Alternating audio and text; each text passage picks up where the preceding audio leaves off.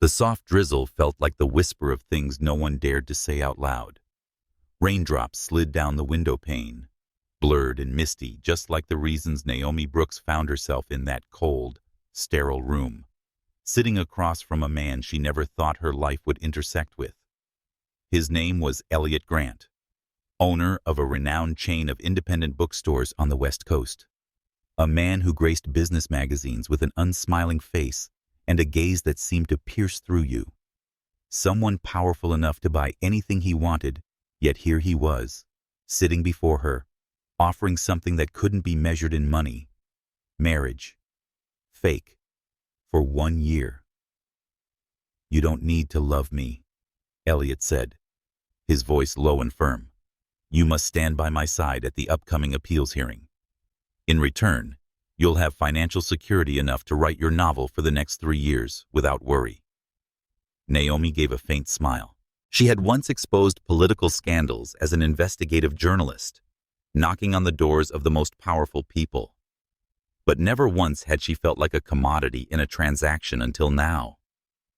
She closed her eyes for a few seconds.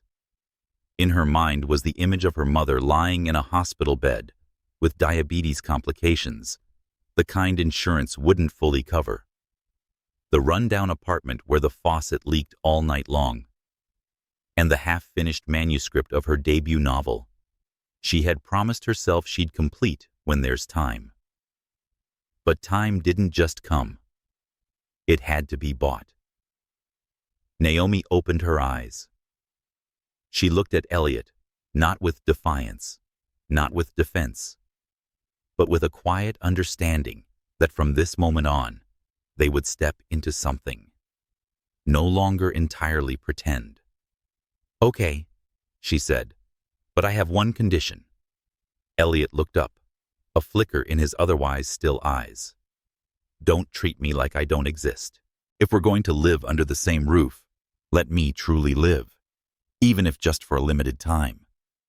He didn't respond right away. Only after a few seconds of silence, he nodded a nod that wasn't binding, nor rushed, but carried more commitment than 100 vows. 3 weeks later, the wedding occurred in the glass house behind Eliot's oldest bookstore. No guests, no wedding rings, no white dress or choir. Just the two of them signing a contract under the soft amber lights, with the scent of old books lingering in the air. Naomi wore a long brown trench coat, her hair tied back neatly, lips bare. Eliot stood beside her, hands tucked in his pockets, eyes fixed solely on the civil officer. When the official asked, "Do you agree to be legally wed?" Naomi let out a soft chuckle under her breath. For a moment, she thought of how many people dreamt of that question, of a perfect wedding. But she nodded like it was an act of self-preservation. "We do," Eliot answered for her, and that was it. A marriage is born not from love, but from agreement. Yet neither of them knew that within that agreement lay things that couldn't be written into a clause, couldn't be priced. Like a stolen glance, a hot cup of coffee is placed on the table on a rainy day, a name whispered gently in the early morning, or a sleepless night. When Eliot glanced over and saw Naomi sitting beside Luna, the little girl he loved like his own, smiling for the first time in months. Everything was beginning, and amid Seattle's endless rain, two imperfect people were stepping into a strange experiment, to love without permission. If you've followed Naomi this far, you may have stood at a crossroads that wasn't entirely right or wrong, a decision that wasn't pretty, but necessary, a relationship that didn't start from love, yet wasn't without the potential to become love. What do you see in Naomi? Courage or recklessness? And Eliot cold, or simply learning how to survive? Share your thoughts below just a few lines, but who knows, it might be the first chapter of your writing story. And if you want to follow Naomi and Eliot on this strange love journey, don't forget to follow the channel so you don't miss a single chapter. Because love sometimes doesn't need to start the right way, only brave enough to keep going. Naomi never thought her wedding day would be this cold. Not the biting chill of Seattle's late autumn, but the cold that stretched deep inside her, as if everything that was supposed to exist in a wedding had been drained out. No eager glances, no music, no blessings.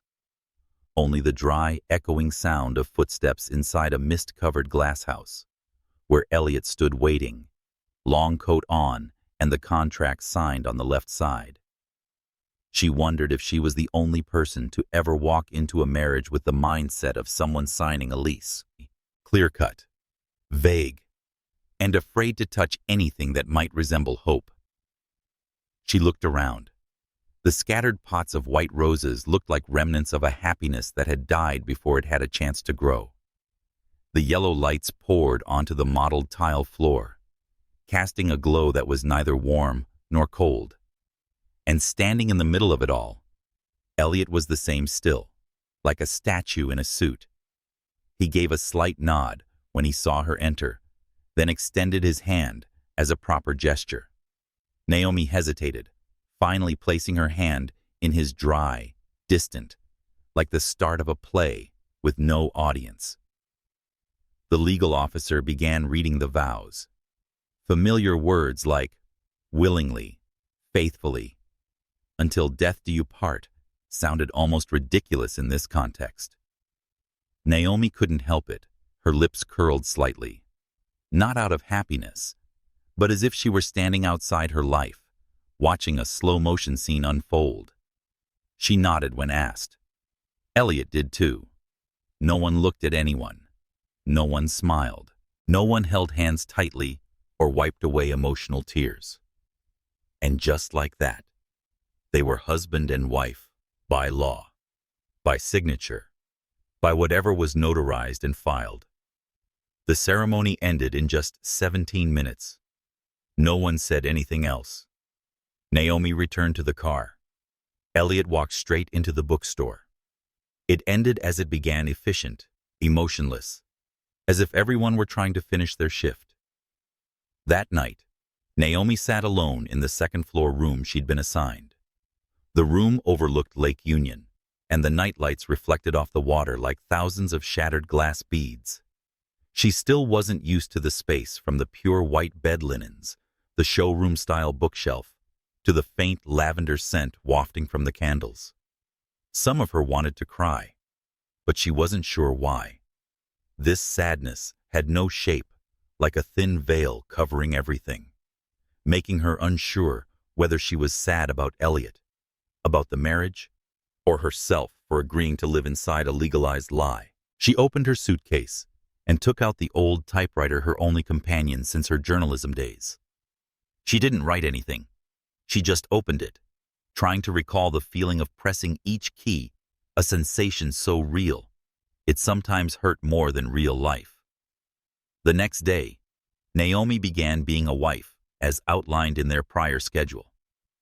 She accompanied Eliot to a meeting with the attorney to finalize the child custody sponsorship papers. Eliot drove.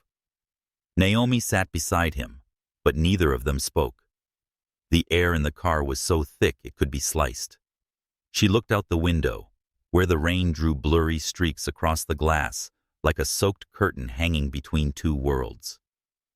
Eliot wasn't the type who liked music while driving or talking. He wasn't mean or rude, he just wasn't present. Like a machine that could think and respond, but lacked an emotional nervous system. Naomi wasn't hurt. She understood men like Eliot. Men who had once loved deeply, lost significantly, and then shut every door to keep a space small enough for survival. Nothing more, nothing less.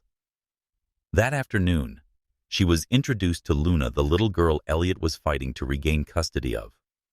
The child sat in the corner of the room, back turned, drawing. She didn't look up when Naomi entered, didn't speak, didn't ask anything. She just kept coloring endless loops in blue, like a maze spiraling repeatedly. Naomi sat down, a few steps away. She didn't rush to start a conversation, didn't try to be friendly. She opened her notebook and started sketching a maze too, but she added a small door in the bottom right corner. She slid the notebook toward Luna. The girl glanced at it, then turned away. But her hand had touched the page, and something small, quiet had shifted. Naomi smiled. She understood. To open a child's heart, you don't need to be their biological mother, nor offer sweet promises. You need enough patience and a silence that knows how to listen. A week after the wedding, Eliot's house was still unnervingly quiet, as if sound itself wasn't welcome here. Everything was so precise, so impeccably arranged, that Naomi felt like dropping a single spoon would shatter the order Eliot had long established. No scent of food in the kitchen, no TV noise in the living room, no sound of children's footsteps in the hallway. The house resembled a gallery more than a home decorated with distance and doors that were always half closed. Naomi didn't complain.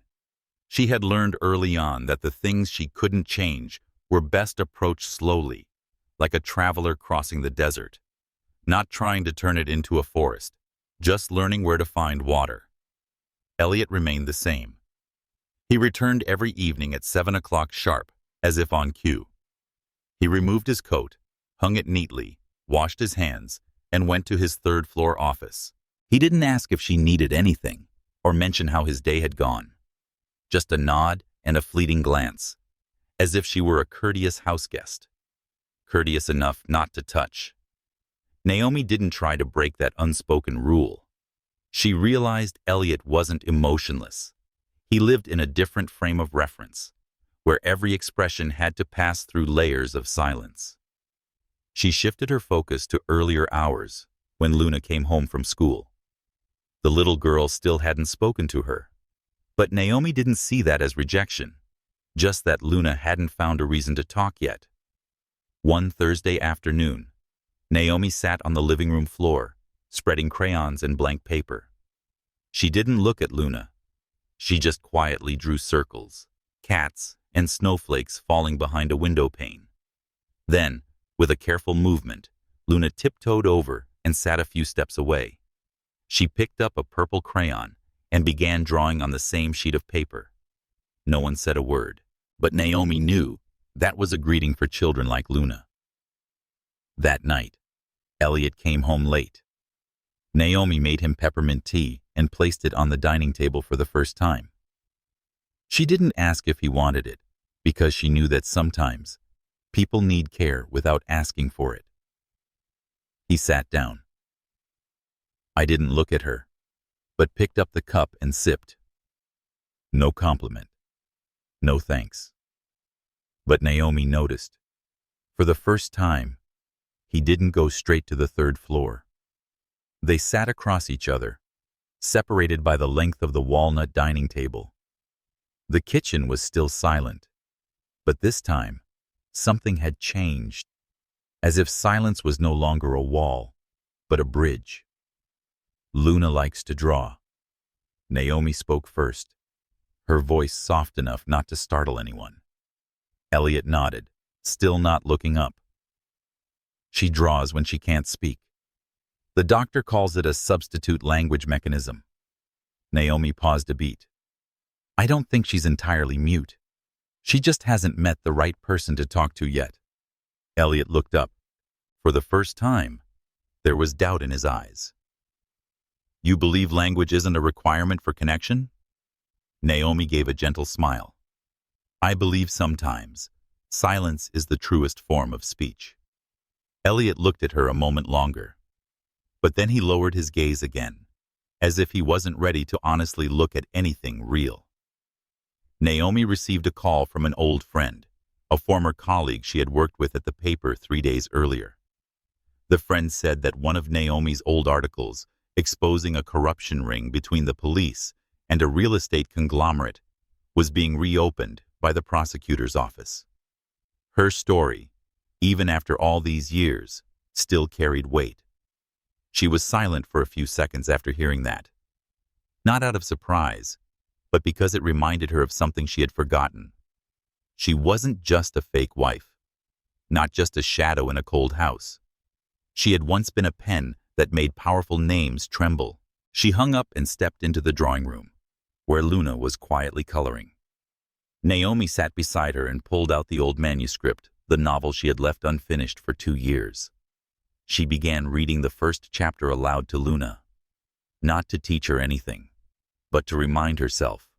Her voice, though small, still existed. And maybe, one day, Eliot would hear it too. Naomi didn't know when Eliot had walked to the doorway.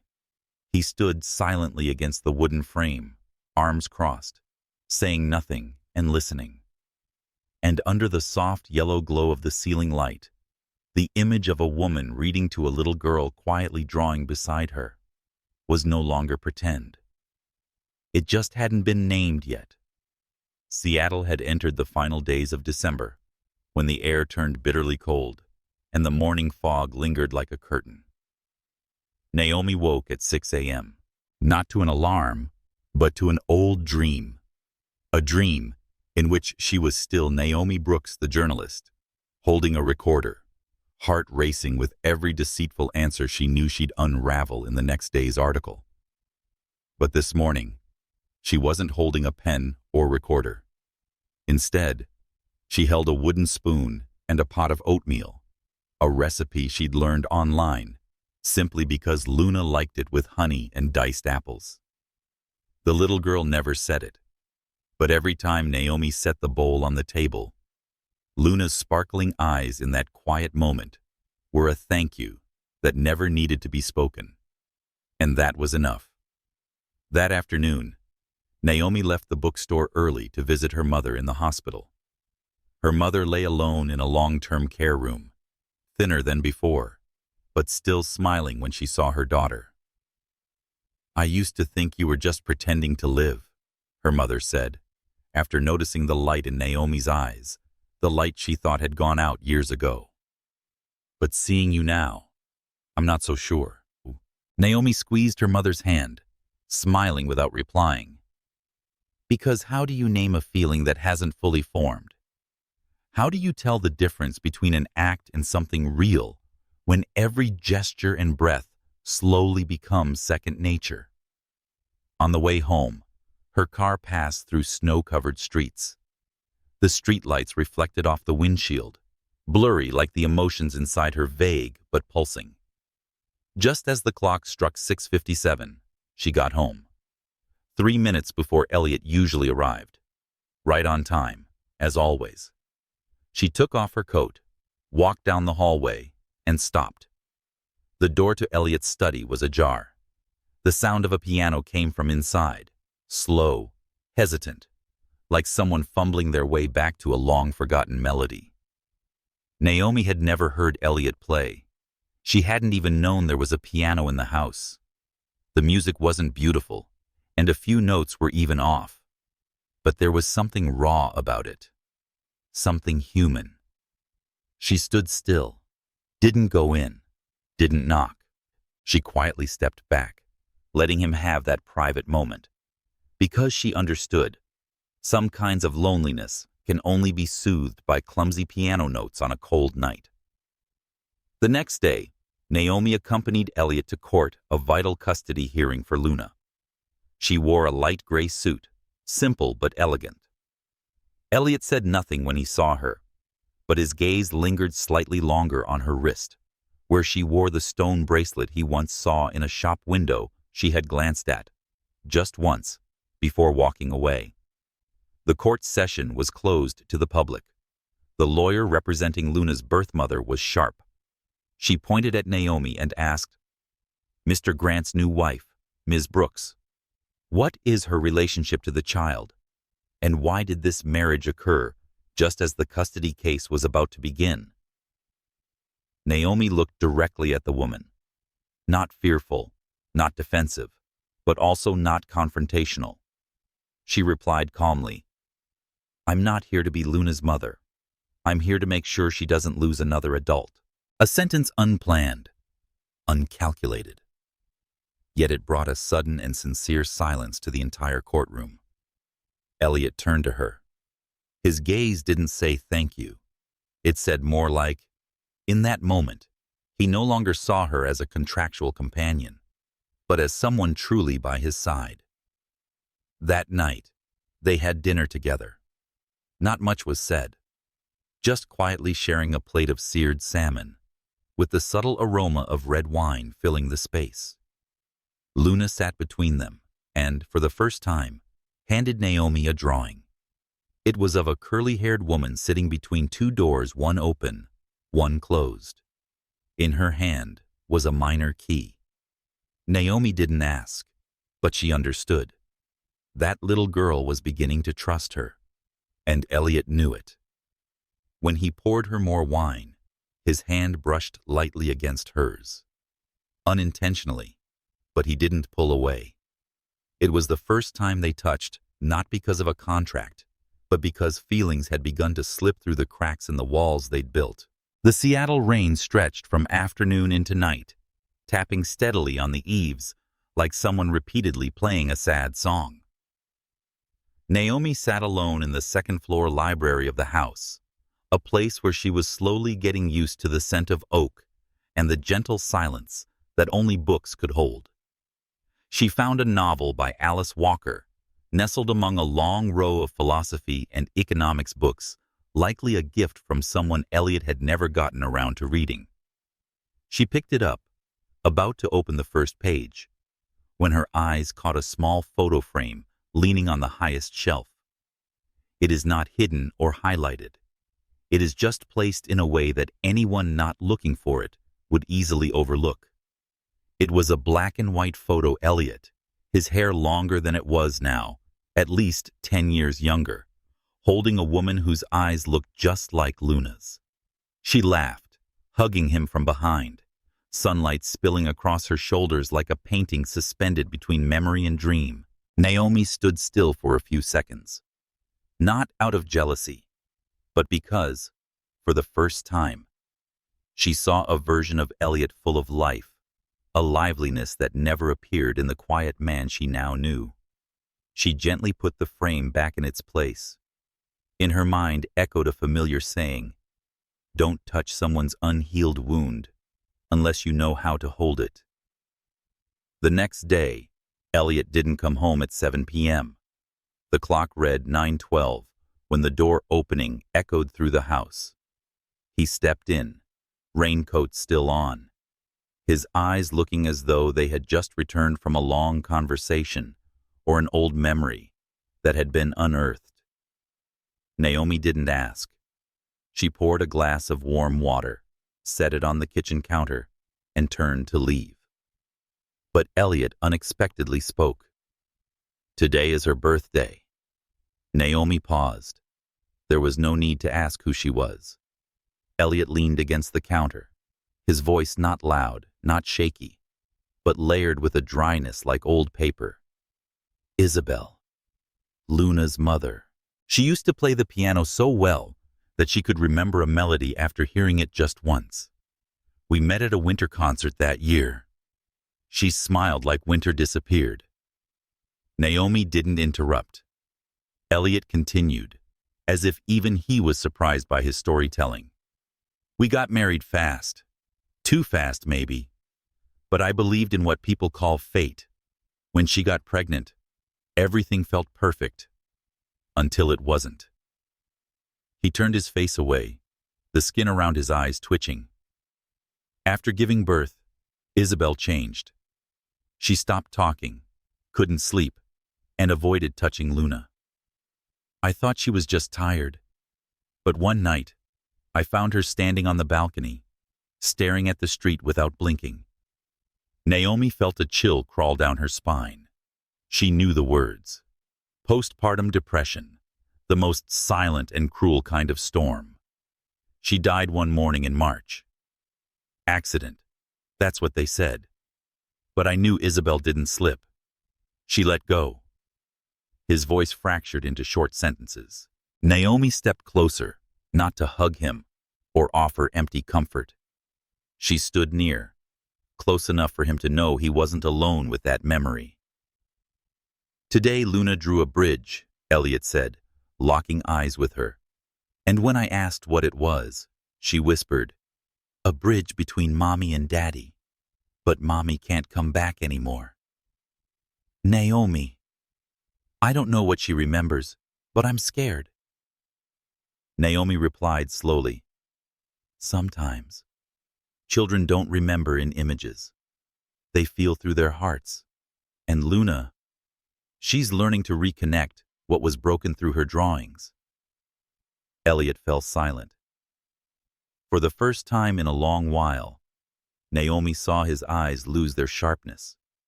They were wet, but not weak. Like the rain outside falling simply because it had to bring relief, to make space for living. The next morning, Naomi invited Luna for a walk. They strolled through the small park near the house, where red leaves had fallen across the stone paths. Luna carried a camera and snapped photos of everything: the wooden bridge, a sparrow, Naomi's shoes. She didn't speak, but her lips curled slightly with each shutter click. Back home, Naomi printed the photos and lined them up across the refrigerator door. That evening, when Eliot walked into the kitchen and saw the photo row, he said nothing. But afterward, Naomi saw him bring down an old camera from the third floor. It was still dusty. But that night, he sat and cleaned it slowly, carefully. Luna quietly came over and placed her tiny hand on his. All three of them sat together for the first time, without needing to say a single word. A small moment. But Naomi understood the house had begun to make sound again. Not from voices, but from hearts. Finally knocking on the door. The house had begun to smell like cinnamon cookies. Naomi baked them not well, but just enough to fill the quiet spaces with a gentle, sweet aroma. Luna loved standing on the wooden stool, holding the whisk, her nose dusted with flour, eyes sparkling every time the oven beeped. Still composed as ever, Eliot had grown used to lingering longer in the kitchen, book in hand, though his gaze often drifted toward the two of them. Evenings were no longer moments to endure. They had become slow, cotton-soft slices of time, where the three breathed in a new rhythm together. One Saturday night, after Luna had gone to bed, Naomi stepped out into the backyard to catch some fresh air. Seattle's winter wasn't unbearably cold, but cold enough to make her fingers curl without gloves. Eliot came out a few minutes later, holding 2 ceramic mugs. He handed her one, without a word. It was hot cocoa. They stood side by side, not too close, but no longer far apart. I used to think I was good at hiding how I felt, Naomi said, eyes fixed on the dark silhouette of trees ahead. But I think you're even better. Eliot smiled faintly, agreed. Because I've watched you hide it so beautifully, she continued. So beautifully that people think it's real. Eliot said nothing. After a moment, he sighed softly. You're the opposite. You live so honestly that people think you're pretending. Naomi turned to look at him. It wasn't sarcasm. It wasn't a joke. It was just truth, bare and gentle. Do you ever wonder, she asked slowly, if something begins for the wrong reason, but ends up right? Is it still wrong? Or is it right? Eliot didn't answer, but his hand rested on the back of the bench nearby, close enough that if she leaned just slightly, her fingers would touch his. Naomi didn't lean. She didn't touch, because she knew some boundaries are as thin as breath. Once crossed, you can't go back. The next morning, Naomi received an email from a publishing house in New York. They had read the manuscript she submitted months ago, a rough draft, still unfinished, carrying the pulse of her journalist past, yet tinted with the quiet hues of her present. They wanted to publish it, and they were inviting her to meet in person to discuss terms. She stared at the word New York, and her heart skipped a beat for a second. That city could be a doorway to the world she once belonged to, or it could be the closing line to a chapter she had unknowingly begun. That evening, she told Eliot, not to ask for permission, but as a way of no longer keeping anything from him. He listened without interrupting, then asked only one question. Do you want to go, or do you need to? Naomi paused. She had never thought about it that way. Deep down, she always believed choices were simple. If an opportunity comes, take it. If there's a way out, walk through it. But this time, it wasn't so simple. She had lived in this house for nearly 3 months. Not long, but not short enough for feelings to pass like a breeze. She had held Luna's tiny hand after a nightmare and had read books with her under golden lamplight. I smelled Eliot's shirts while folding laundry. He had learned he drank his coffee black and reread the same novel 3 times, finding what he'd missed the first time. She had lived and started to feel like this place could be home. But she also understood. This wasn't a fairy tale. There were no dates, confessions, or anniversaries. Just a contract, a child, and quiet nights like unfinished paintings. Naomi looked away when Eliot's gaze lingered too long. I'll think about it, she said. It's just, I don't want to leave until I know whether I'm running away or moving forward. That night, she couldn't sleep. She stared at the ceiling, listening to the soft rain tapping outside the eaves, and thinking about how Eliot had asked, do you want to go, or do you need to? It wasn't a question. It was an open door. He wasn't holding her back, but he also wasn't leaving her to face it alone. A part of her wished he would say, stay. But she knew if he did, it wouldn't be a choice. It would become another binding, even if wrapped in affection. The next morning, when she woke early to make coffee, Eliot was already sitting at the kitchen table. He placed a small mahogany box on the table. It was Isabelle's, he said. There are a few things she left inside. I thought you should see them if you still want to stay. Naomi opened the lid. Inside were a stack of music sheets, a few of Luna's early drawings, and an unsent letter written to Eliot. Not everyone shares their past with someone new. But Eliot was different. He didn't want Naomi to stay because she didn't know. He wanted her to stay, or go, knowing everything. She folded the letter shut, and she knew. Tomorrow morning, she wouldn't be buying a plane ticket just yet. Some decisions aren't made with logic, but with the quiet rhythm of a heart, learning how to love again. Naomi wore a soft, cream-colored knit dress as she stepped into the elegant space of the Fairmont Hotel. The grand room shimmered under crystal chandeliers. Wine glasses clinked gently, and smiles floated through the air, measured, intentional, rehearsed. Former colleagues eyed her with a mix of surprise and scrutiny, as if her disappearance 3 years ago had been an act of rebellion too bold to forgive. Naomi knew this world well. She had once been a standout in it, a sharp, talented investigative journalist whose reporting had toppled a major CEO and earned her a Pulitzer nomination. And then, she vanished. And now she had returned not as a reporter but as… what? A contractual wife? A part-time mother? Or simply a woman unsure of where she truly belonged? Naomi Brooks? A deep, familiar voice rose behind her. She turned. It was Richard Hale, editor-in-chief of the Chronicle, once her mentor, and the man who'd buried her final manuscript. "Heard you're living in Seattle," he said, handing her a glass of wine, his eyes sharp but not cold.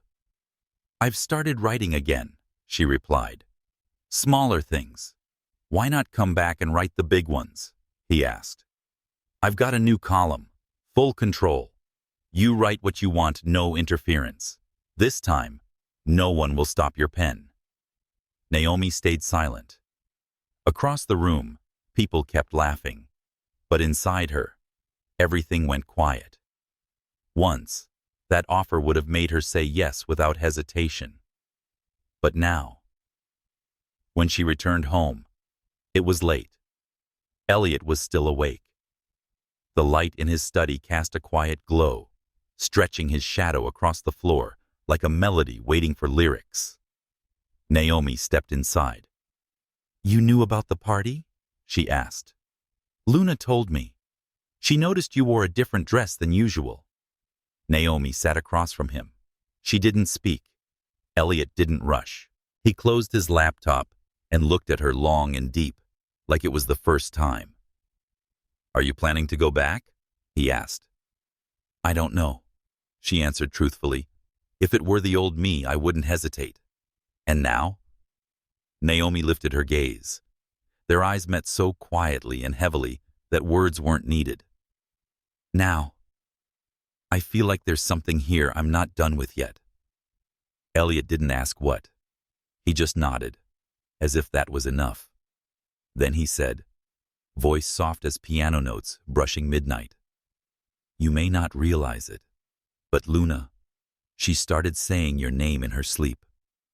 Last night, she whispered, 'Mama Naomi,' not Isabelle. You." Naomi's heart clenched, not from joy, but from fear. She stood, turned, and stepped out onto the balcony to breathe. The wind threaded through her hair and through her thoughts. If she stayed, she wouldn't just be part of this house. She would become part of a child's memory, something far more terrifying than any headline she'd ever written. The next day, Naomi received a handwritten letter, no name on the envelope. Inside was a photo of her and Luna at the park, printed from an online article, captioned, "The mystery woman living with Eliot Grant, revealed wife or privileged nanny?" Someone was watching. If not the press, then someone from Eliot's past. Maybe Luna's biological mother. Perhaps someone was hoping to stir the waters that had finally begun to settle. Naomi showed the photo to Eliot. He glanced at it once, then tore it in half without blinking. "It doesn't matter," he said. "Aren't you afraid?" she asked.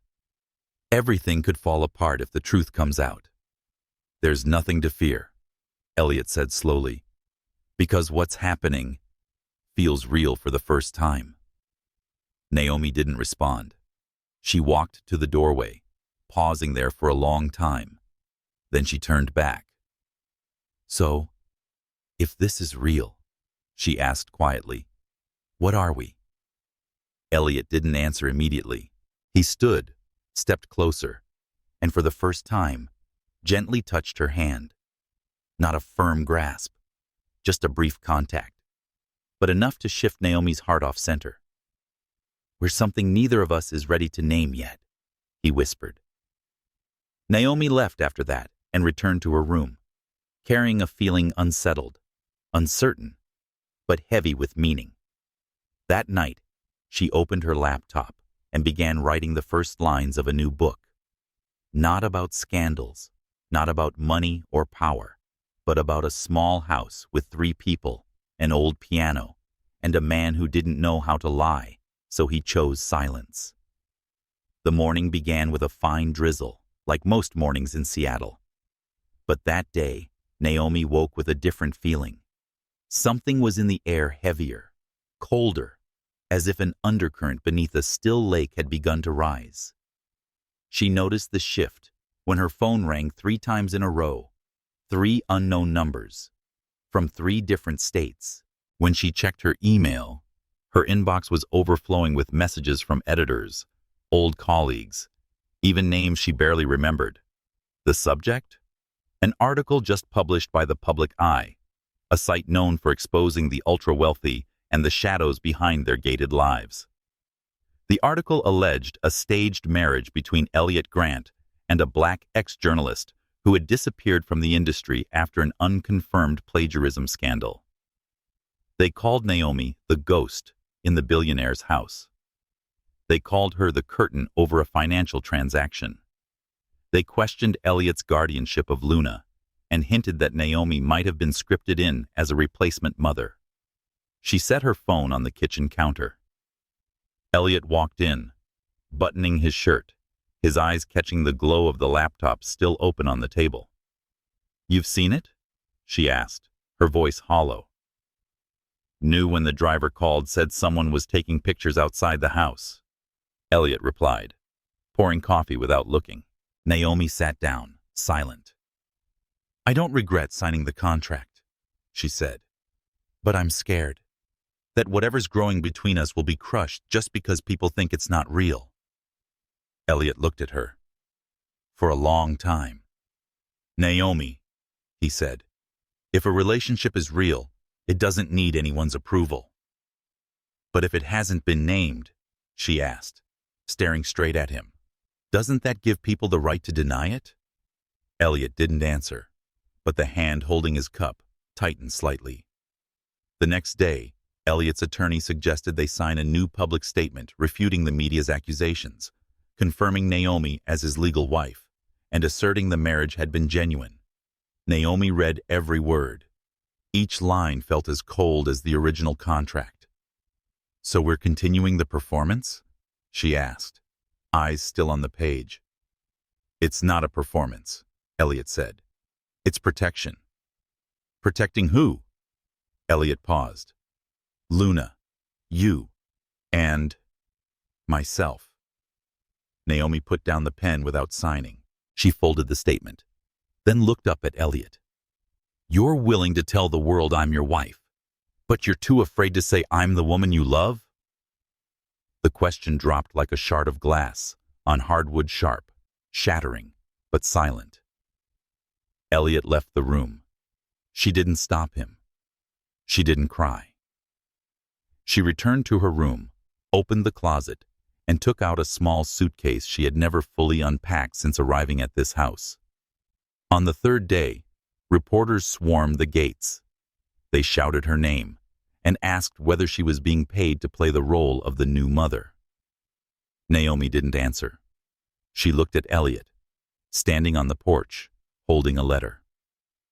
"It's from Isabelle," he said.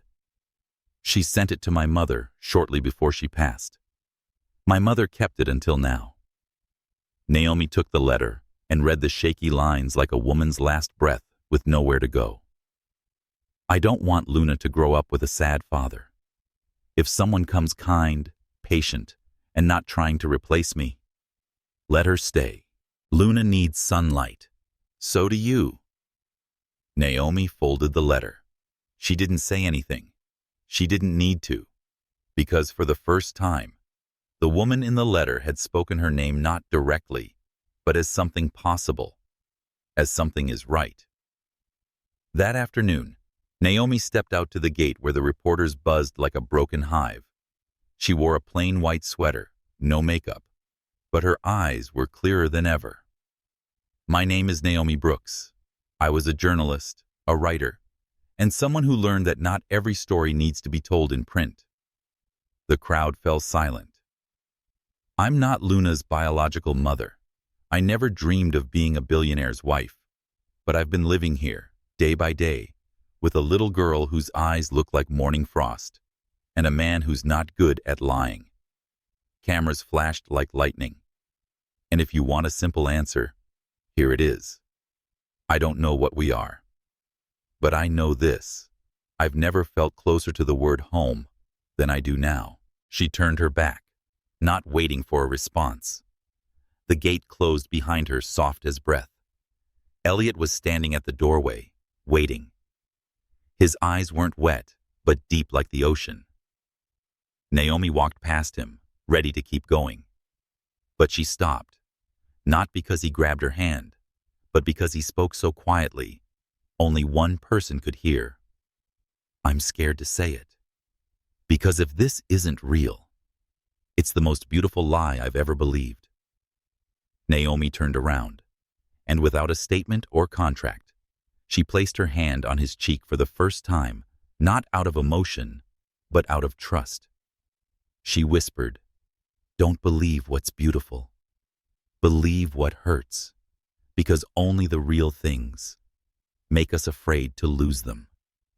Late March in Seattle was still damp and cold, but there was a kind of light seeping into the house, not from the sky, but from the small things adults often overlook. Luna's laugh when she caught the first raindrop on her cheek, the fresh scent of new colored paper from an unopened art box, and the way Eliot looked at Naomi, no longer avoiding, though still not quite brave enough to say anything aloud. That Friday, Luna's teacher emailed Eliot. The preschool would be hosting a student art exhibition. Each child was invited to choose their favorite drawing to display. The theme wasn't about beauty, just one thing that makes them feel the safest. Naomi read the email over Eliot's shoulder and smiled, not thinking too much of it. She helped Luna pick a frame and suggested some pastel tones for her to try. But she didn't look at the final drawing. Luna had said, "I want it to be a surprise." On Sunday, they arrived at the exhibition in a small hall on campus. No fuss, no extravagance, just wooden tables, artwork hung by tiny clips, cookies on plastic trays, and cold orange juice in paper cups. Naomi hadn't expected to feel nervous walking into that bright, colorful room. Eliot, as usual, appeared calm, but his eyes quietly scanned each piece, as if searching for something. And then they stopped. A wax crayon drawing, wobbly lines, but intentional. It showed a brown house, with 3 people standing on the front porch. A little girl with curly hair holding a stuffed toy. A tall man with glasses, and a dark-skinned woman with curls, in a long dress, had both of their hands. In the corner, scrawled in crooked block letters, "My family." Naomi's heart faltered. Not because the woman looked like her. However, it wasn't an accident because she did not resemble Luna's biological mother, the woman Naomi had seen in photos. Luna had chosen to draw Naomi not because anyone told her to, but because it was how she truly felt. Eliot said nothing. He stood there for a long time, eyes fixed on the picture, perhaps thinking about all the words he'd left unsaid, all the touches he hadn't dared to hold, and all the fears that had kept him silent. The teacher approached quietly and whispered, "Luna was very firm about choosing this one." When asked, "Who is this?" she said, "Mama Naomi," and smiled like sunshine after rain. Naomi gave a slight nod, her throat dry. Part of her wanted to leave, to escape the curious glances from the other parents. But another part larger kept her still, breathing deeply, letting her gaze soften. After the exhibit, they took Luna out for ice cream. She chattered excitedly about her friends, whose drawings sparkled most, and who spilled glitter all over the floor, but never once mentioned who she had drawn. For Luna, it wasn't something to explain. It was simply home. After Luna fell asleep that evening, Naomi sat in the living room. The drawing, rolled up and sent home by the teacher, lay neatly on the table. Eliot walked in, peppermint tea still in hand. "I know," Naomi said before he spoke. "This wasn't part of the plan. It wasn't in any contract." "I know," Eliot said softly. "And I also know." She hesitated. "I don't need to be called Mom. I don't want to be someone passing through." Eliot sat beside her, very close. "You're not someone passing through," he said. "Then what am I?" Naomi asked, her voice trembling. He didn't speak right away. Then, he turned, opened the drawer beneath the table, and took out a dark envelope. "I rewrote the contract," Eliot said. "No clauses, no timeline, no signatures needed." Naomi took it, her hands shaking slightly. She opened it. Inside wasn't a legal document. It was a handwritten letter in the neat script she recognized from Eliot's notes. Naomi, I once didn't believe in continuation. I thought anyone who entered your life after loss could only be a shadow, a placeholder. But you've replaced no one. You've shown me that some things don't need a label. Sometimes it's enough to wake up, hear the soft patter of little feet on the floor, and smell cinnamon in the kitchen. I'm not asking if you want to stay forever. I'm just asking, if I am a house, would you like to call this place home?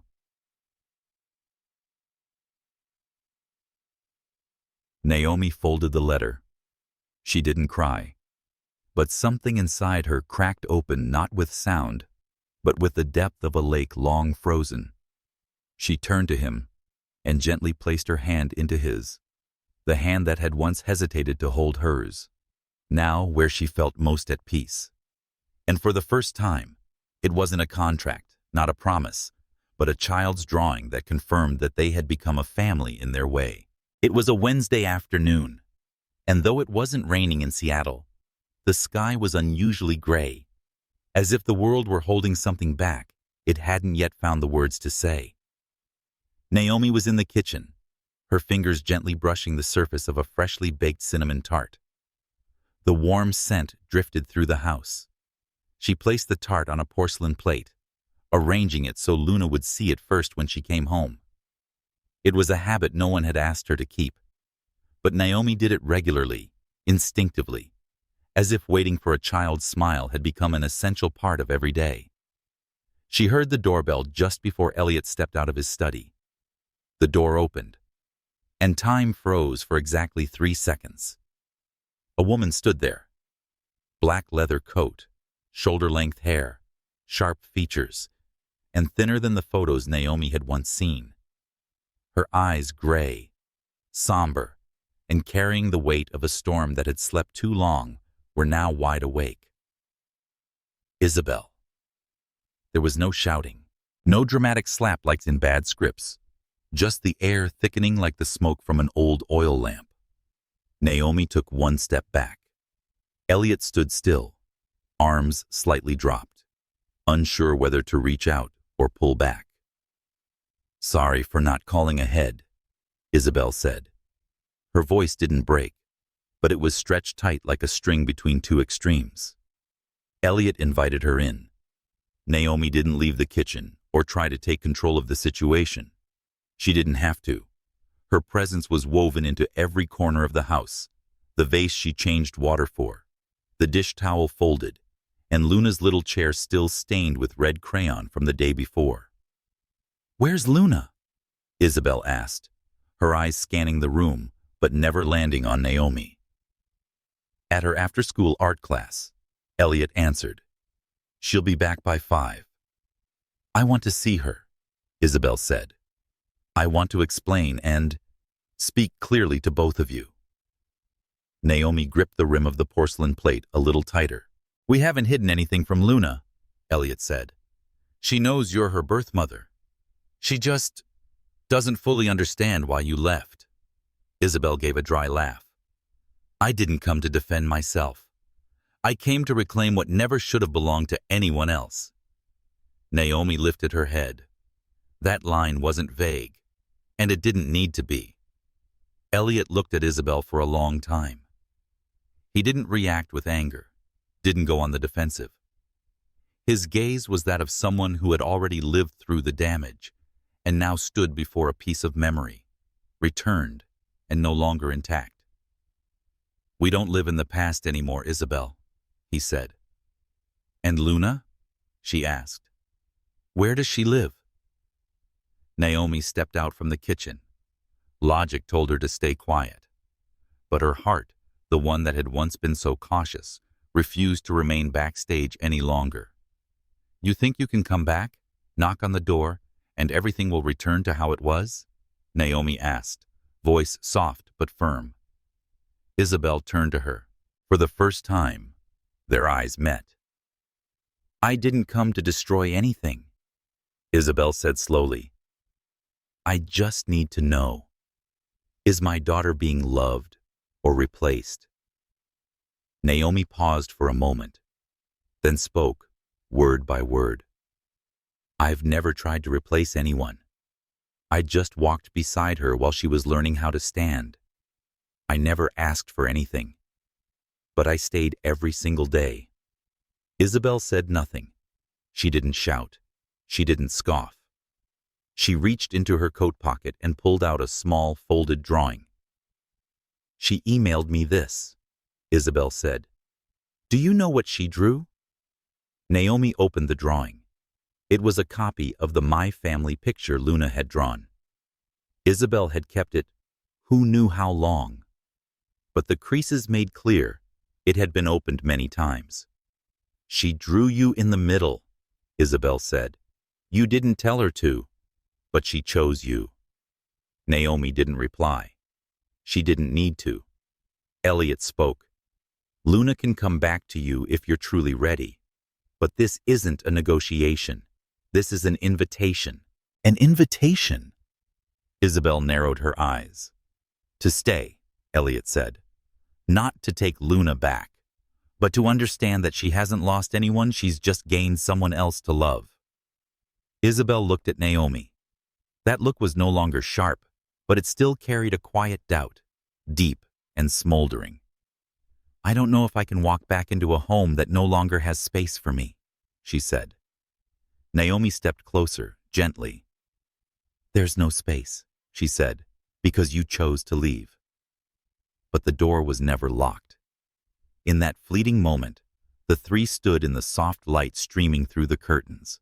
No one won, no one lost. Just three people who had been broken, now learning how to step across the boundary of pride for the one thing that mattered: a child. That afternoon, Luna returned home. She saw her birth mother and fell silent. No joy, no hesitation. She turned to Naomi and tugged at her sleeve. "Mama Naomi, this is the lady I told you about, right?" Naomi nodded. "Yes, this is Mama Isabelle." Luna turned to Isabelle. "Can I call you Faraway Mom? Because now I have two moms." Isabelle smiled. Her gray eyes welled with tears. "You can call me whatever feels right, sweetheart." And in that moment, every custody battle, every legal definition, every question of who is who dissolved in the simple, unfiltered gaze of a child where love needs no ruling, only presence. Naomi sat in a small cafe near home, the window fogged up with condensation, and beyond it, Seattle was lost in its usual drizzle. On the table sat her familiar matcha latte, untouched and long since cold. Beside it, the screen of her laptop still displayed the email subject line she hadn't dared open in 3 days. Urgent. Investigative editor role. The Atlantic, London Bureau. Naomi knew precisely what it said. She had applied 8 months ago, back when she was living alone in a temporary apartment, thinking, if she couldn't return to her past, then at the very least she should charge toward a blazing future. Back then, she hadn't met Eliot, hadn't known Luna, hadn't baked cinnamon tarts every afternoon or clipped the nails of a curly-haired girl who loved to tell fantastical stories. But now, things were different. Naomi opened the email. The letter from the Atlantic's editorial director wasn't long but sharp, like an arrow to the chest. "We've been following your work. Your voice, your independent thinking, and your clarity are exactly what we're looking for. This position isn't for someone who hesitates. It's for someone ready to speak, risk, reveal. We need a response within 5 days." Naomi closed the screen. In her mind, memories rushed backward, nights spent writing through dawn, the award she almost won, the belief that her pen could be a sword for justice all crashing like waves. And then, the image of a small hand tugging her dress while crossing the street. The sound of Luna calling, "Mama Naomi, come see what I drew." That, too, came soft as rain, persistent as winter wind. That evening, Naomi didn't tell Eliot. They had dinner as usual. Luna shared stories about a school game called Who Can Make the Funniest Face? Naomi laughed at all the right moments and asked just enough questions. But later that night, after Luna had gone to bed, Eliot stepped out to the balcony and saw Naomi standing still, eyes fixed on the blurred lights across the lake. "You got the letter, didn't you?" he asked. Naomi didn't flinch. She didn't need to ask what letter. Eliot had always been fluent in the silent language inside her. "London," she said, "The Atlantic, lead editor for the International Investigations Desk." Eliot said nothing. "I applied before I met you." "Before Luna," Naomi continued. "Back then, I thought I was still in the race, even though my feet were already bleeding. And now?" Naomi turned to him. "Now, I'm not sure I still want to win if there's no one at the finish line waiting." The wind slipped into her sleeves. Eliot stepped closer, but didn't say stay. He rested his hand on the railing, eyes facing the same way as hers. "You have 5 days," he said quietly. Naomi gave a faint nod, but inside, those 5 days didn't stretch like time usually did. They were sharp as paper cuts, quiet but aching. 2 days later, she met with Isabelle. They sat in an old bookstore, where Luna had once knocked over a shelf on their first visit. The coffee came in porcelain cups with silver trim, and the quiet was so deep even the sound of turning pages felt introspective. "You're leaving?" Isabelle asked. Naomi met the gaze of the woman who had left the biggest space in Luna's life. "Maybe," she said, "because once, that job was everything I chased. Once." Isabelle set her cup down. "Luna won't stop you, but she will miss you. And she won't know how to name that missing." Naomi looked down. "I'm not afraid she'll miss me. I'm afraid she'll forget I was ever here." Isabelle didn't respond right away. But then, gently, "You'll leave something with her. She'll hold it. But you must know what you're holding, and if it's big enough to keep you from walking away again." Naomi stepped out into the rain, just as the first drops began to fall. She didn't open her umbrella. Each step felt like a balance scale, measuring the woman she used to be, and the one life was slowly calling her to become. On the final night of the deadline, Naomi went into Luna's room. The girl was asleep, her curls slightly tousled, arms wrapped around her ragged stuffed lion. Under the pillow, Naomi noticed a small piece of paper, no bigger than a school flashcard. She opened it. Inside, in messy, childlike handwriting, were the words, "If Mama Naomi flies far tomorrow, I'll blow wind to chase her. But if you stay, I'll hold your hand not tight, just enough, so you'll know someone's waiting." Naomi clutched the note, sitting quietly beside the bed. Inside her, there was no longer a war. Just one question that remained. Where do I want to be when spring comes? And in that moment, Naomi understood. Sometimes, we don't abandon our dreams. We discover new ones, softer, quieter, and tucked beneath a child's pillow, not printed on the December cover of a magazine. Thursday morning, Naomi sat at her desk, laptop open, the email from the Atlantic still resting there like it had from the start. Below the line that read, "Respond by noon, London time," the blinking cursor pulsed like an invisible clock tick, each flicker a reminder that time waits for no one, especially not the hesitant. She looked away from the screen and out the window. It wasn't raining, but there was no sun either. A silvery, faded light covered the neighborhood, as if the sky was uncertain of its next move. Naomi pulled out a blank sheet of paper and wrote by hand. "I am grateful to be chosen, but I've also realized that moments in life don't need to be written about. They only need to be fully lived. I respectfully decline, and I hope that someday, should you read a piece with no byline and no signature, you might understand. That was the part I chose to keep for myself." She folded the note, attached it to the reply email, and clicked send. A simple press of a button, gentle, not painful. Like a door closing not locked, but final. When she stepped out of the room, Eliot was in the kitchen, making breakfast. The smell of toasted bread hung in the air, but Naomi knew it wasn't hunger that drew her to the table today. "Luna's still asleep," Eliot said, noticing her. She stayed up late rereading her old picture books, said she missed the nights when Mama Naomi read to her. Naomi didn't answer right away. She poured herself a glass of water, took slow sips, then set it down. "I turned it down," she said. Eliot didn't ask what. He nodded and continued slicing the avocado on the cutting board, as if he'd already known.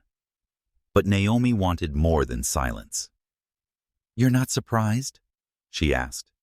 "No," Eliot said, "because I figured if you wanted to go, you wouldn't have waited until the deadline. And if I had gone, would you have said anything?" Eliot paused.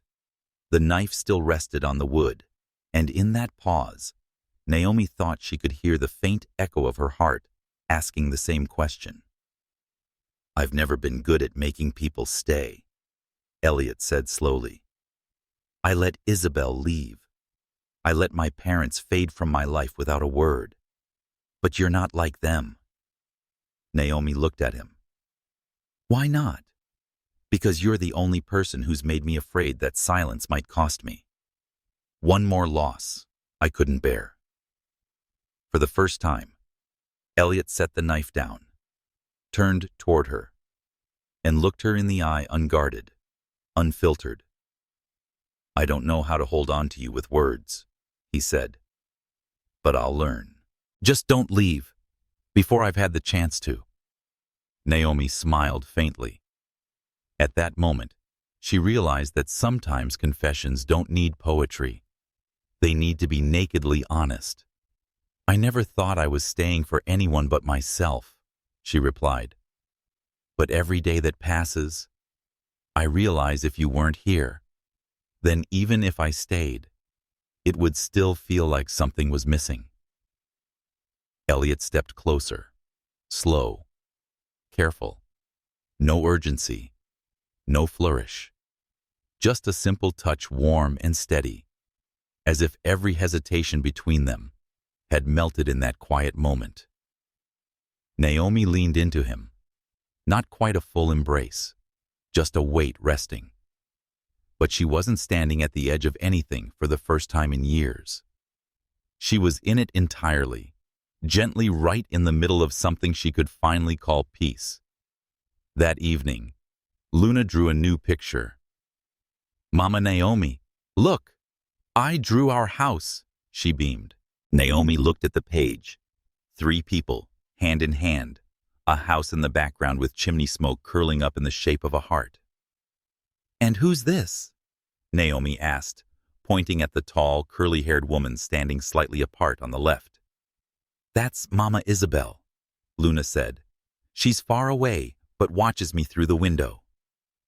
Naomi nodded. She didn't correct, didn't interfere. She honored the quiet wisdom of a child who understood that love doesn't need a spotlight, just a proper place to rest. Later that night, Naomi sat alone and opened her laptop. She didn't write a report, didn't interview anyone. She wrote a single line. "In the end, what makes us truly happy isn't the dream we once chased, but the quiet peace we feel when we finally stop running." Then she closed the laptop and walked toward Luna's room. The house was calm, like the sea after a storm. Outside, it was drizzling, not harsh, not endless, just enough for anyone looking for shelter to know it's time to stop and stay a while. The door gave a soft click as Eliot opened it. Naomi rearranged books in the living room, a stack of old photographs in her hand that she'd just found in the wooden cabinet drawer. Black and white images of Eliot from his college days' long hair. A defiant gaze made her chuckle softly. The Eliot of today and the one in those frames felt like 2 parallel lines with no intention of ever meeting. but the sound of that door stopped her in her tracks. A woman stepped inside. Around 40, tall, with dark brown hair neatly pinned up. Dust clung to the heels of her shoes, but it didn't take away from the air of elegance in her every step. She didn't look at Naomi first. Her eyes went straight to Eliot, as if there had been countless unfinished conversations between them that Naomi had never heard. "Charlotte," Eliot said softly, like the name had never shattered anything. Naomi still stood there, her hand unconsciously gripping the photo album tighter. Charlotte, a name Eliot had never once spoken, though Naomi had always known Isabelle wasn't the first, nor the only woman before her. But Naomi had never asked about the ones who came before. Eliot always lived as if the past were just old winds gone and silent. Charlotte smiled, not quite friendly. "You haven't changed, Eliot," she said with a trace of irony in her voice. Still quiet, like a book everyone thinks they've finished reading. Naomi stepped forward, gently placing the photo album on the table, eyes locked on the woman before her. "Hello," she said. "I'm Naomi." Charlotte turned. Her gaze swept over Naomi, not contemptuous, but not welcoming. "I know. You're the most interesting nanny I've ever heard of," Charlotte replied, her lips curving into a half-smile. Eliot stepped between them, his hand resting on the back of a chair, a subtle gesture, but it softened the tension in the room by a beat. "What are you doing here, Charlotte?" he asked. Charlotte opened her handbag, pulled out a cream-colored envelope, and placed it on the table like undeniable evidence. "For the truth, Eliot. For your daughter." The room seemed to freeze. Naomi felt her chest tighten, even as her mind scrambled to grasp the whole meaning of those words. "Daughter?" Eliot barely whispered. Charlotte nodded. "I didn't come to ruin your new life. But Luna isn't just Isabelle's daughter. She's mine and yours. Isabelle brought her back to the U.S. when I couldn't afford to raise her." Naomi felt like the gravity in the house had suddenly flipped. Eliot stepped back. His hand clutched the chair harder. "You're lying," he said softly, shaking his head. Charlotte didn't argue. She pulled out a DNA test. "You may not remember, but after Paris, after that conference, I never told you because I knew you wouldn't stay. And I was right, you didn't. I let Isabelle take legal guardianship because I lost my residency. Things are different now. I'm not here to fight. I want Luna to know where she comes from." Naomi walked out when Eliot didn't stop her. She headed straight for the backyard without a word, without looking back. The wind was cold, but not enough to clear the storm inside her. She wondered, what happens when the calmest days are just the pause before the truth rises? That night, Eliot didn't sleep. Naomi lay beside him, her back turned to the man she had thought, just hours ago, was finally hers in the most reassuring way. "Did you know?" she asked, her voice low and raspy. "No," Eliot replied. "If I had, I would have told you." "So, what now?" He exhaled. "I don't know." Naomi turned around and looked at him, not with blame or anger, just a long, piercing gaze, as if trying to see into all the things he hadn't said. "Do you still love her?" she asked, even though the answer didn't matter. Eliot shook his head. "No, I once did, but not like I love you. You're different." Naomi didn't respond. She turned away again, pulled the blanket up to her shoulder, and closed her eyes as if sleep could come, even in the middle of this chaos. Naomi saw Luna coloring an old drawing at the table the next morning. "Who are you drawing, sweetheart?" Naomi asked, trying to keep her voice steady. "You? Mommy Naomi? Daddy Eliot?" Luna pointed to each figure, then to a new one. "This is Mommy Charlotte. She said she's staying long to tell me stories about Paris." Naomi bit her lower lip. Not from jealousy, but because, even after everything, her heart wasn't strong enough not to ache at what was now labeled truth. Still, she smiled, folded back the corner of Luna's sleeve stained with watercolor, and said gently, "Keep drawing, okay? Mommy's going to make breakfast your favorite." Luna nodded, excited to return to her colors. And Naomi? She knew the next chapter of her life might not be one she got to write with her own hands, but she would still read it line by line with all the courage of someone who had chosen to stay. Charlotte had asked to meet Naomi at a small cafe in Capitol Hill, where both of them had walked past dozens of times without knowing that one day they would sit across from each other, not as strangers, but as women sharing a story woven through the same man. It was drizzling.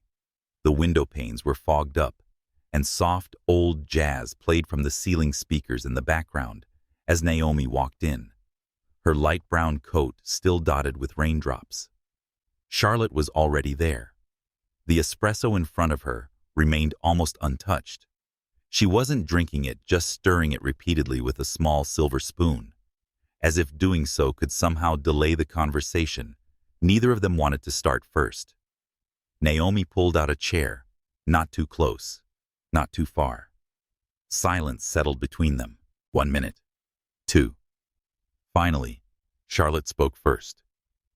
"I used to think that if I ever saw Eliot again, he'd hate me. But I never imagined the person who'd make me feel most out of place would be you." Naomi wasn't surprised. Charlotte's voice wasn't sharp or fake. It was simply a woman's voice, with too many things left unexplained. "I didn't come here to blame you," Naomi replied. "I came because of Luna." Charlotte gave a faint smile, one sadder than any sigh. "Does she look like me?" she asked, not waiting for a response. Then continued, "I look at her and see myself back when I still knew how to dream, before everything fell apart because of the law, prejudice, and all those years when no one was on my side." Naomi looked at Charlotte for a long time. Then why give her to Isabelle? Charlotte froze for a moment. She set the spoon down. "Because Isabelle had U.S. citizenship. I didn't. After I lost my job in Paris, I couldn't raise Luna, and I couldn't take her with me.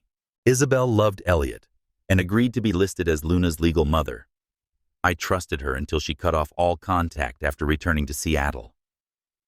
Naomi gave a slight nod. For the first time, all the scattered pieces began to take shape. "And you came back for the child?" Naomi asked. Charlotte looked straight at her. "Not for Eliot, if that's what you're thinking. I came back because I was afraid that Luna would grow up not knowing where she came from if I didn't. Not everyone is born with the privilege of telling their life story from the beginning." Naomi gently clasped her hands together in her lap. "And do you think that might confuse her even more? When she's just now begun to call me Mom, not even a full year in." Charlotte remained silent. Then slowly she said, "I'm not here to take her away, but I want to be present. I want her to know that even though I missed so much, I'm still trying to return." Naomi exhaled. "Then let me ask you again," she said, eyes fixed on Charlotte. "Are you here for Luna or to ease the guilt you carry?" No anger, no attack, just a question deep enough that it demanded honesty. Charlotte didn't respond right away.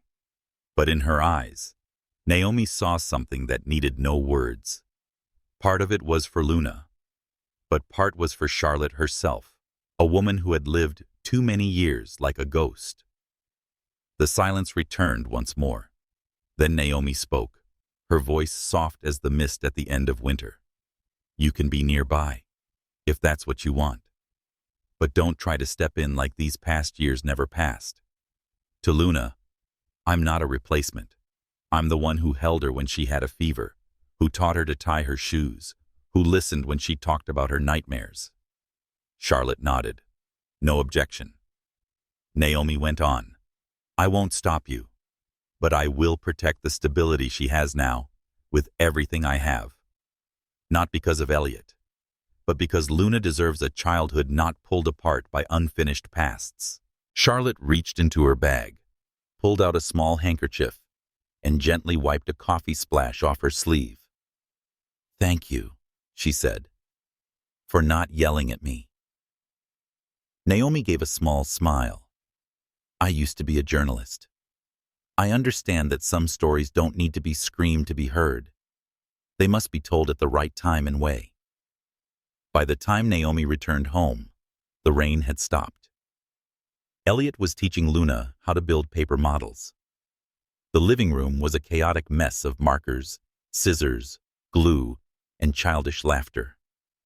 Naomi stood at the threshold, watching the two of them, one child, unaware she stood at the crossroads of many memories, and one man quietly trying to make things right through quiet gestures. Eliot looked up and saw her. He smiled. Naomi nodded. Slowly, gently.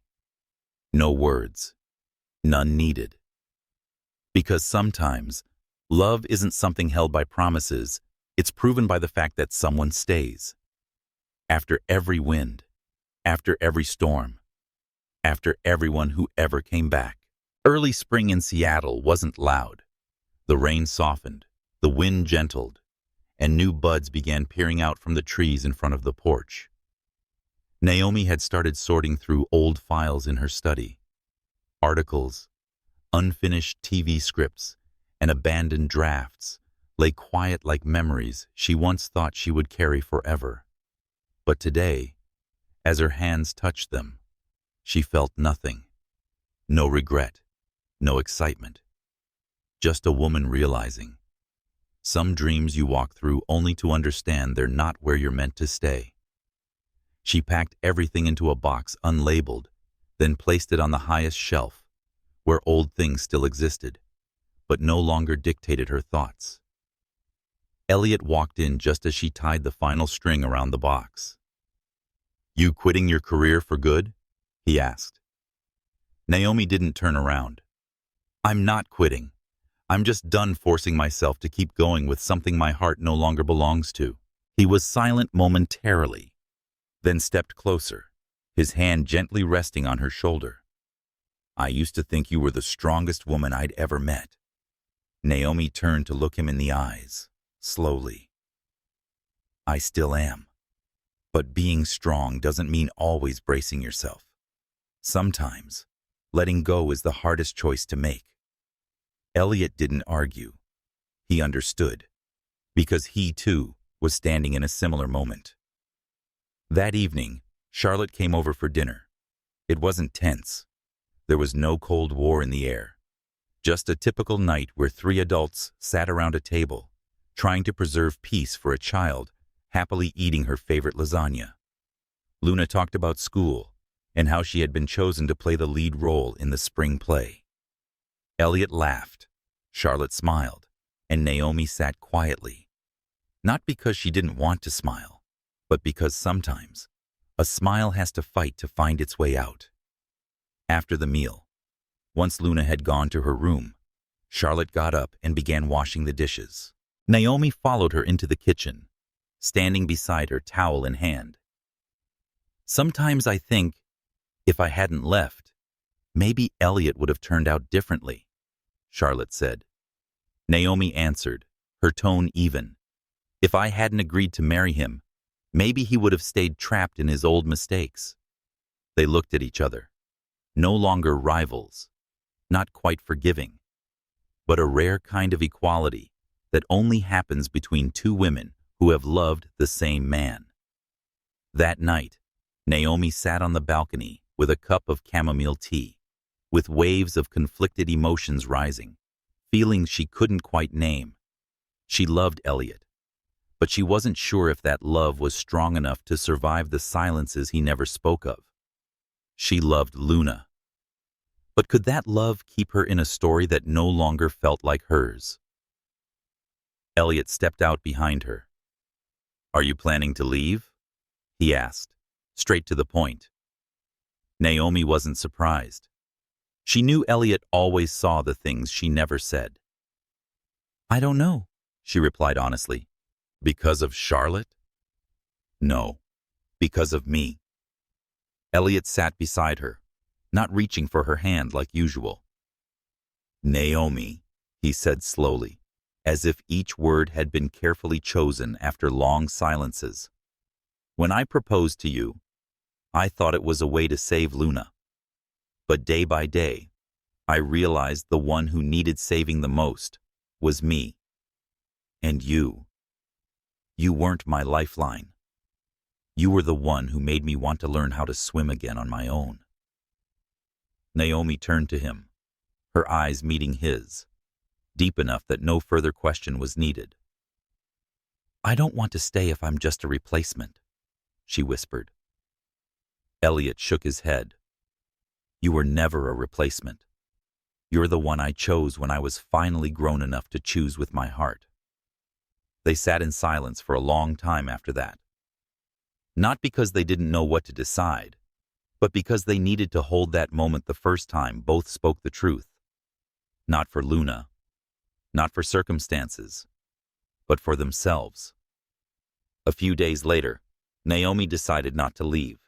Not because Eliot convinced her, but because she knew that if she walked away now, she'd regret it, not because she lost a man, but because she missed the chance to see how strong she could be when choosing to stay. She kept writing, but not journalism. Short stories, quiet reflections. Eliot built her a small nook by the window as a writing corner, simple but warm. Charlotte moved into an apartment nearby, close enough so Luna could regularly see her birth mother, but far enough that Naomi didn't have to live in the shadow of the woman who came before. One day, when Charlotte came to pick up Luna, she handed Naomi a letter. "This is the official document relinquishing custodial rights," Charlotte said. "I'm still her mother, but you are the one who can give her a home, complete love." Naomi held the paper, looking at Charlotte. For the first time, she saw a woman finally free of the exhaustion she had carried for so long. Summer arrived. Luna graduated from preschool.